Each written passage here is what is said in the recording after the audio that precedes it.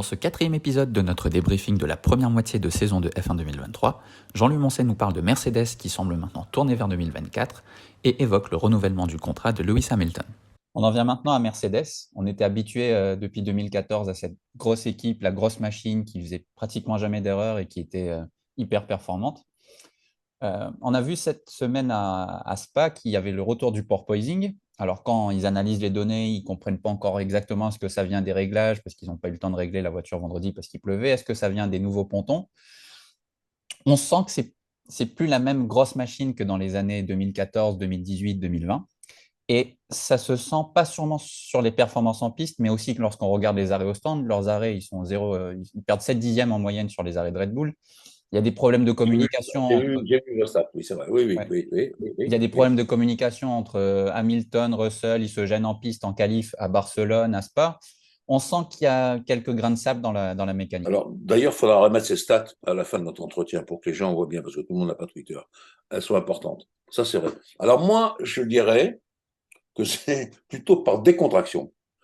Il voit bien que la saison est fichue. De toute façon, bon, qu'est-ce que va pouvoir faire Lewis? Le mieux possible, c'est troisième, probablement. Deuxième, je vois pas comment.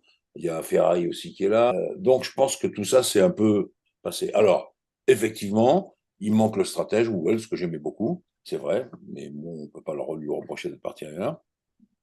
Je pense surtout, moi, que vous n'évoquez pas James Allison.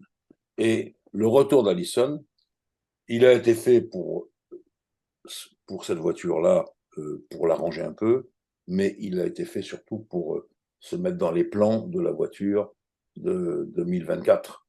Parce que c'est pas la peine de refaire. Moi, j'ai fait une erreur au début de la saison. J'ai fait une erreur au début de la saison parce que je me disais, bon, ils ont vu que la voiture n'était pas terrible, ils continuent sur le même principe, ils ont trouvé la solution. Et j'avais complètement oublié le sacro-saint orgueil des ingénieurs qui dit non, non, mais ça marche comme ça et on va continuer comme ça. Et puis finalement, ça se fait ça contre Hamilton. Contre Hamilton, Hamilton, c'est un leader. On peut dire ce qu'on veut. Il y a George Russell qui est parfait, excellent pilote. Mais Lewis, c'est un vrai leader, un leader. Et s'il dit la voiture ne va pas pour ça et pour ça, pour ça, on peut quand même lui prêter un peu attention. Le succès des grandes équipes et des champions du monde, Prost, Senna, Schumacher, Vettel, c'est parce qu'on les a écoutés aussi, ces pilotes. Et pas que l'ingénieur qui a dit non, c'est comme ça. Et donc, pour moi, je pense que cette saison, ils savent qu'elle est bâchée. Je pense que bon, ils peuvent tirer deux, trois choses assez formidables. Les 3 millièmes de la pole de Lewis en Hongrie, où tout le monde s'est dit. Alors, moi, j'ai rassuré quand on est ancien, j'ai rassuré les jeunes, calmez-vous, les enfants. Ça, c'est juste une pole, c'est l'art, ce que j'appelle l'art de la pole position. C'est autre chose. Mais ça va pas nous donner une victoire de Mercedes tout de suite. Donc, je pense plutôt qu'il faut faire table rase de tout ça et préparer vraiment 2024 en recrutant. Eux aussi, il n'y a pas de raison qu'ils ne recrutent pas. C'est vrai qu'ils ont perdu beaucoup de gens importants en recrutant pour 2024 tranquillement, surtout en donnant toutes les armes à James Allison pour refaire une voiture telle qu'il sait les faire. Et je pense qu'il faut arrêter tout de suite de dire bon, on va essayer peut-être gagner une course, j'en sais rien. Non, là maintenant, c'est 2024 qui est l'objectif. Le calcul est toujours simple. Hein. Les premiers grands croquis sont faits en juillet, on y est dedans là. Hein. Comment dirais-je, les améliorations arrivent tout doucement en septembre, octobre.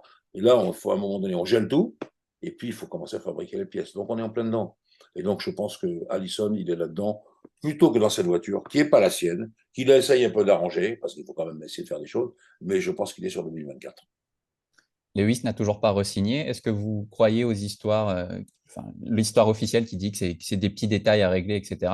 Ou est-ce que vous pensez qu'il y a anguille sous roche? Des petits détails avec Lewis, c'est pas facile, hein, les petits détails. Ce sont des gros détails. Mais non, moi je pense que non, c'est sa famille.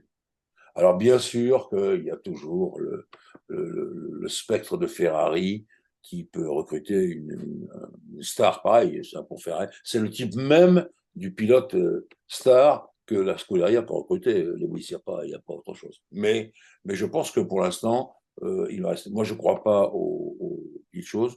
Je crois en voyant comment il s'appelle, Toto Wolff et en voyant Lewis, je pense que ils vont s'entendre. Je vois pas le coup de Trafalgar. Pour aller où? Pour aller chez Red Bull, se frictionner avec Max, qui connaît bien la voiture et qui peut être encore le chouchou, aller chez Ferrari pour remplacer quoi, Sainz, il multiplie les bêtises, oui, pourquoi pas. Enfin, quand on cherche un 8e titre, tel qu'il le cherche, oui, c'est un secret pour personne. Je les connais, les pilotes, je les ai tous entendus dire non, non, mais le titre mondial, c'est rien, ça faut voir, faut gagner des courses. Et tu penses, vous savez bien qu'ils visent le 8e titre mondial, c'est pas pour l'instant chez Ferrari, sauf d'ici la fin de la saison, à moins qu'on voit tout d'un coup que la voiture explose dans les 2 derniers Grands Prix et qu'elle est sur la lancée de 2024, je ne vois pas Lewis bouger. Donc je pense qu'il est. Et puis, franchement, chez Mercedes, c'est le chouchou. Ils sont petits soins pour lui.